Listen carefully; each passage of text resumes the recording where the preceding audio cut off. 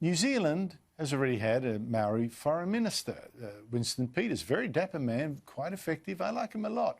He's now been replaced by the country's first female Maori foreign minister. Apparently race is still a thing. You've got to append it to every sort of appointment now. A woman who has 4 years ago had her chin inked in the Maori way, making a sort of statement. A New Zealand writer, Olivia Pearson, author of a book on defending Western values, wasn't that impressed and tweeted, I'll say it again, facial tattoos, especially on a female diplomat, is the height of ugly and civilised wokedom. Oh, that's her opinion. But for saying that, a big website bookseller said Pearson was now banned. We have made this book unavailable and will not be making it available again. Well, joining me earlier was former Labor leader Mark Latham, now One Nation leader in the New South Wales Parliament. Mark Latham, thank you so much for joining me. A bookseller banning an author for an opinion on a face tattoo, an opinion it does not like. Your reaction? Well, it's hard to believe. This is an online book banning. I suppose online you can't burn them, but it's the modern equivalent of that. And quite frankly, looking at the new New Zealand Foreign Minister, a Maori lady with the tattoo on the chin there, I've got to say I'm not a big fan of the facial tattoo. I don't know of any facial tattoos I've regarded as attractive or appealing or adding to the look of the individual. And it's not that big an issue, but undoubtedly on the diplomatic circle there'll be some other foreign ministers looking at the New Zealand counterpart and thinking, what the hell is that on your chin? But they'll get over that and move on. But this is a massive overreaction. You know, the sneering elites who basically now say that you've got to think, talk and believe like us in certain things, and there's no room for what they otherwise call diversity. The truthful opinion of an author who doesn't like the facial tattoo and has said so. Surely that's not a crime against humanity worthy of banning a book.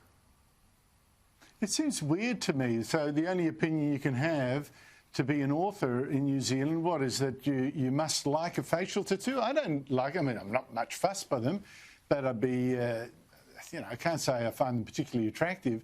But as it happens, Mark, the bookseller that has banned this writer for saying that face tattoos are uncivilised, meanwhile sells books by mass murderers and war criminals like the Cuban killer, who was a communist as well, Che Guevara. It also sells a book by Hitler's spokesman, the notorious Joseph Goebbels, as well as a book by the British fascist leader, wartime fascist leader, Oswald Mosley. I mean, isn't this the danger when a bookseller starts banning writers for an opinion or two it doesn't like? Because then, obviously, it endorses the opinions of all the rest. So, apparently, it rates Goebbels as much better than this poor woman who doesn't like face tattoos. Well, back there in World War II, though, Churchill was always wondering, how do you clean up the Third Reich? Maybe if they'd put a facial tattoo on some of them, then the opposition would have been more ferocious. But not for this New Zealand bookseller. No, the hypocrisy, of course, is ridiculous. And also the insult to the customers of that company, that they're not adult enough to make their own judgment about who they want to read, what they want to read, how they understand it. And I'm sure for your average book reader, online in New Zealand and elsewhere, the opinion of the author about a facial tattoo doesn't count for a warm bucket of spit, in its worth. So there's no end to this madness, and this is just the latest chapter, pardon the pun. We've also seen a remake of Ronald Dahl's The Witches being panned by disability groups for being cruel to the differently limbed, I guess, because it stars Anne Hathaway as a witch who's got only 3 fingers, and this is apparently bad because it equates having that particular limb disability with evil. What do you make of this? Well, it's always hard to pick the outrage, isn't it? It's always hard to pick the confected offence. Apparently in this movie and the commentary about it, it's okay to depict women as witches. We still hear about Julia Gillard from back in the day when someone put a sign up at the back of Tony Abbott and others that he wasn't aware of. So they've overlooked the issue about witches and women and all that Gillardism back in the day, and they're focusing on, what is it, the problem of having 3 fingers and missing 2. Well, you know, I think we should pay tribute to some of the people in our history who've had that particular configuration on their hand, because some of them are great sporting heroes. Angus Crichton, who played last night in the State of Origin for the New South Wales Blues, they lost, but Crichton is missing a finger.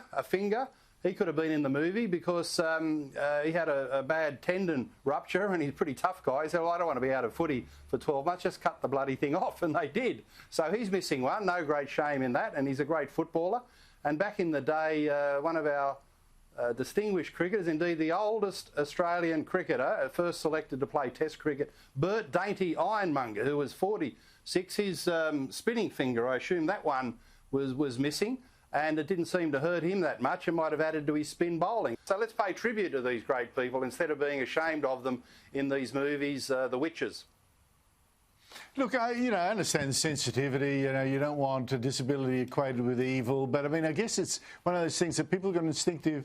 It's scary. It's scary. I mean, you had in Peter Pan, you've had Captain Hook with his missing hand. You've had Ernst Blofeld in one of the James Bond movies with a big scar on his face. This is, it's not, I don't know. I guess the only villains now must be handsome and, completely handsome, nothing wrong with them. They can't be like the Joker with a mental disability either. Oh, yeah, of course, no. Oh, mate. But even a mental disability like the Joker is off the, that was apparently allowed last year, but now nothing's allowed. Well, the good news is, Andrew, it's fiction. This is not true. These movies aren't true. They're made for fictional entertainment, to have a form of escapism for people. Roald Dahl has been wonderful for that in so many of his works, and he lives on almost timeless in that regard. So when did fiction become so serious that missing a couple of fingers and playing an evil character is somehow a reflection on all disabled people? Where did that come from?